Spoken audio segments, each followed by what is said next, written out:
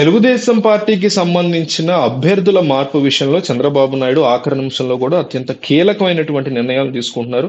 ఏపీలో గెలుపే లక్ష్యంగా ఎట్టి పరిస్థితుల్లో జగన్మోహన్ రెడ్డిని గద్దె దించాలి అనే లక్ష్యంతో పోరాటం చేస్తున్నామని చెప్తున్న తెలుగుదేశం పార్టీ ఆఖరి వరకు కూడా మార్పులు అనేవి విపరీతంగా చేస్తున్నారు. ఎందుకంటే మీకు 20 రోజులు ఉంది ఎలక్షన్ కి. మీ ఎమ్మెల్యే క్యాండిడేట్ ఎవరు కూడా ఆ ప్లేస్ లో మీకు తేల్చుకోలేకపోతే వాళ్ళు 20 రోజుల్లో ఏ రకమైన ప్రచారం చేస్తారు? నిజానికి 5 ఏళ్ళలో 3 ఏళ్ళలో ముందే ఆల్రెడీ కష్టపడి ఉంటే అక్కడ రిజల్ట్ రావటం వేరు. కానీ 20 రోజులు అనేది చాలా తక్కువ time. But still last moments లో కూడా వీళ్ళు మార్పులు అనేవి విపరీతంగా చేస్తున్నారు.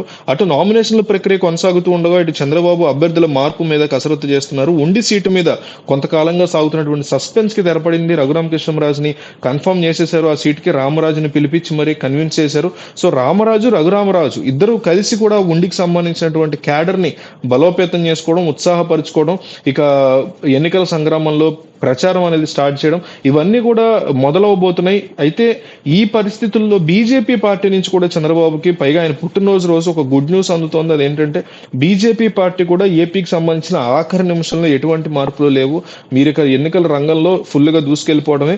నరేంద్ర మోడీ కూడా 4 పెద్ద భారీ బహిరంగ సభలకు ఈ రోజు అనుమతి ఇచ్చారు. ఆంధ్రప్రదేశ్ లో ఒకటి రాజమండ్రి, ఇంకొకటి అనకాపల్లి అనుకుంటున్నారు, మిగతా ఒకటి కడప ఉండొచ్చు అంటున్నారు.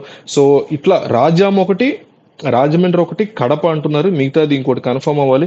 4 భారీ బహిరంగ సభలు కేవలం 20 రోజులు, అంటే 5 రోజుల గ్యాప్ లో ఎలక్షన్ కి ముందు ఒక 4 భారీ బహిరంగ సభలు, అందులో కూడా పవన్ కళ్యాణ్, చంద్రబాబు, నరేంద్ర మోడీ ఒకే స్టేజ్ మీద నిలబడి ప్రజలని మాట్లాడి ప్రజల్ని కన్విన్స్ చేసి మా ఈ కూటమిని గెలిపించండి, ఎన్డీఏ కూటమిని గెలిపించండి అనేసి ప్రచారం చేయబోతున్నారంటే అది మాత్రం చాలా బిగ్ న్యూస్ కిందే కన్సిడర్ చేస్తున్నారు చంద్రబాబు నాయుడు. పక్క సీట్ల సర్దుబాటుకి సంబంధించి ఇబ్బందికర పరిస్థితులు తొలగిపోయి కరెక్ట్ గా ఇదే రోజు తొలగిపోయి ఆయన పుట్టినరోజు నాడే అదే రోజు మోడీ నుంచి కంప్లీట్ గ్రీన్ సిగ్నల్ వచ్చేసింది.